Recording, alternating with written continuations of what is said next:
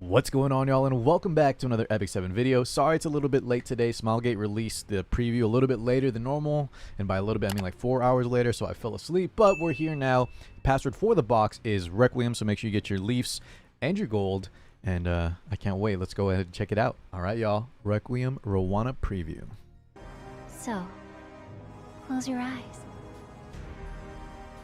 Let me hold you. Voice sounds good. That twilight glimmer. Oh, is she crying there?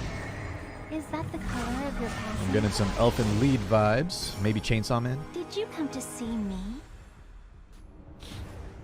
Looks cool so Requiem far. Roana, Love the outfit. Once Luluka's closest friend, and now one of the most renowned models in the universe, found herself drifting apart from Luluka. I'm not sure how I feel about the eye patch, guys. What do y'all think? Amidst this I separation, kind of like it. I also Roana kind of feel like developed it's out of conflicting place. emotions of love and resentment towards Luluka.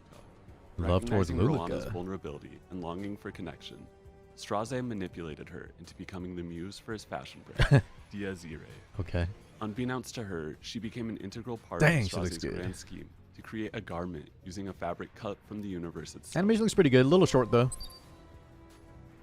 Requiem All right, Roana is pause and take it from here, guys. Dark Mage Aquarius 108 speed, which we saw a data mine for. I was out of town this past weekend for the Conqueror's Cup, the tournament run by Epic 7 and Amazon, but I saw some people talking about this, and I was hoping that this character would not be like a cleaver, given her slow base speed, but I woke up this morning to some spoilers, so stay tuned, guys. We'll see here what speed actually means for this unit. But imprint releases attack, effectiveness. Okay, looks good. Lots of effectiveness if we want to go for imprint, some base as well. That 108 base speed. Let's see right here, guys. Boundless Obsession. This is her skill 2 passive, it looks like. Reduces the effect of combat readiness, increases provided by speed by 50%. Okay, that's already really weird. Reduces the effect of combat readiness, increases provided by speed. At first I thought this meant like for everybody, but it seems like, is it just for her? At the start of the foremost ally's turn, so at the very front, except for the caster, increases combat readiness of the caster by 70 with, looks like 30 here, so 100%. Once per turn, 100% push at the start of your front row unit's turn. Okay, so guys, this automatically means, right, if this is how we're reading it, that this is just for her, which I think it is.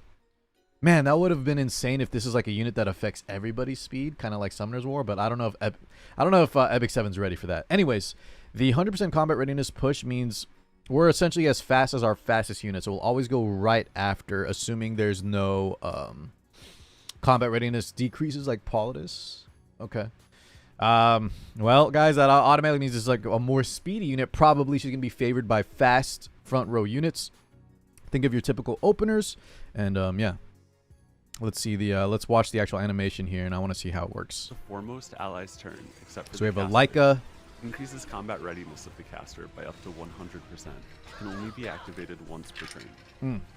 Skill 3, Okay. Eternal. So guys, as soon as the Flitica, I believe, yeah, Flitica front row takes the turn, you actually saw the see the bar here. Sorry, I'm kind of covering it, guys, but Roana's little circle face here pushed up after Flit's turn. Okay, so it is the front row units. Here's the skill 3. It looks pretty good. We'll watch it again. I like the hands, the spirit hands, but attacks all enemies with a horde of illusions. Cooldown is 5 turns with a -1 turn cooldown, so 4. Increases cooldowns by 1 turn. Oh god, man. I'm actually kind of sick of this mechanic. It's a powerful mechanic, don't get me wrong, but when you have it on a strong unit as well, and I'm not sure how strong Roana is going to be. I'll give my final thoughts when we finish this video. But as we saw already with Lua, guys, it's just such a pain to fight against. But anyways, increases cooldowns by 1 turn and increases or decreases combat readiness by 30. Okay. So CR pushback as well as a skill pushback. Cannot trigger a critical hit. Interesting. And penetrates the target's defense. Since there's no modifier, this means it's 100, I assume. Increases damage dealt every time the skill is used and can stack up to 3 times. Okay, that's kind of cool. At least it's not going to do insane damage. Or it shouldn't, right? Typically when you have these... I don't know with Last Rider Crowd though, but usually that means the first hit shouldn't do too much, and then as the match progresses, it'll be stronger. So maybe there's a chance for her to work outside of just like aggro cleave. Maybe we can run her in like standard, a little bit slower comps, but definitely faster comps are going to make her look really nice. And if you ever get to 2-3 times, I don't imagine that'll happen too often, unless you're trying to do like a gimmick build. But yeah, it scales as well. So I'm curious. We'll have to wait to see. As always, guys, I know it's sick of hearing it, but we'll have to see the multipliers. The power ratios, all that, but okay, interesting. 100% pen, 30% combat pushback, combat readiness pushback, and a skill pushback as well. At least, thank God, there's no there's no what do you call it, guys? Soul burn to ignore effect resist like Lua. But I imagine we can build this girl with some effectiveness given her imprint concentration and her base effectiveness. Okay. Turn and decreasing. I want to watch this animation one more time here. Yeah, she is crying, by the way. Cannot trigger Lament. a critical hit and penetrates the target's defense. Increases damage dealt every time the skill is used. I like and it. It looks stack pretty up good. to 3 times. It just does feel very brief, which I don't Skill mind, one, honestly. Touch of darkness.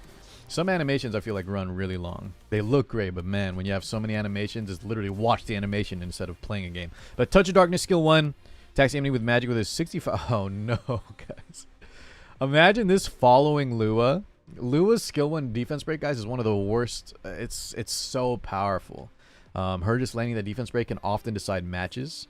And now we have Lua. Imagine Lua plus Requiem Roana. We have her with a chance on skill 1 to provide a defense break, and then Roana and follow-up turns after her skill 3, depending if you use it or not, can also just skill 1 with a 75% chance here to decrease defense. And then we can even soul burn this for 100 and decrease defense for 2 turns, kind of like Alencia. That's really, really strong, guys. A 2-turn defense break for 100% chance.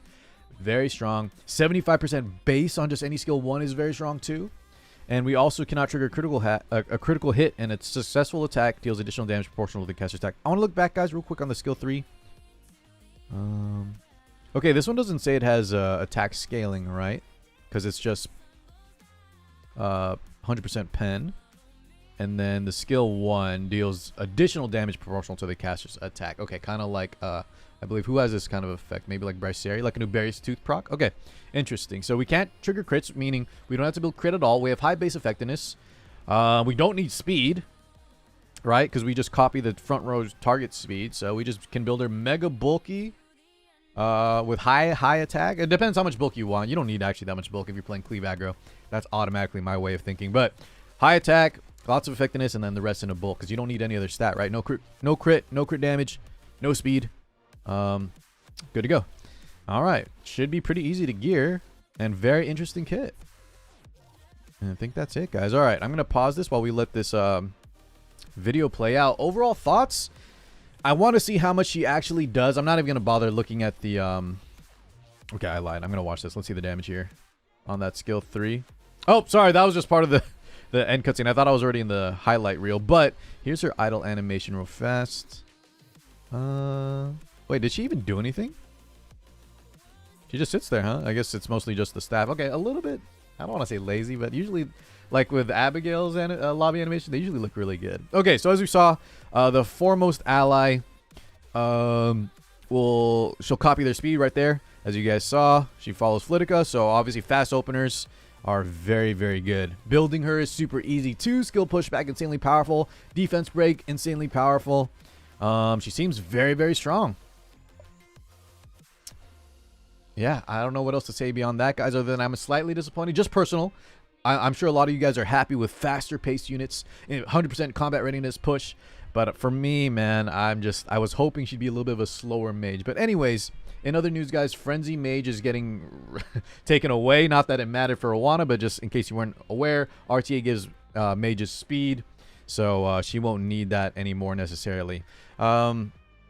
Is she a must pull, guys? Wait to see the multipliers, but those of you that play fast and aggressive, like with openers of Flitica, maybe like Lua, maybe Conquer Lilius, guys. I just have one concern, and that's if the front row unit dies, does that mean she doesn't get any combat readiness? Remember, on her skill 2, if let's say Flitica dies here, she misses a guiding light or she just dies to AoE. Roana's speed, even if you build her on speed, just like let's say you're trying to be careful and you build her with some speed, the combat readiness part, guys, it means whenever units have speed, right, that determines how much they move on the bar. You should never build speed on her because it's just going to always be cut in half. So yeah, if units that are in the front row die and she doesn't get anything, we'll have to be a little bit careful with what we want to use as our foremost unit, because she might be useless if they die. Other than that, though, to fight against her, guys, you're going to need units like Politis, and she is upcoming on a banner. I believe you can also get her from the Selective 2 Summon. I'm not sure if she's in the side story. I'll follow up and check there too, guys.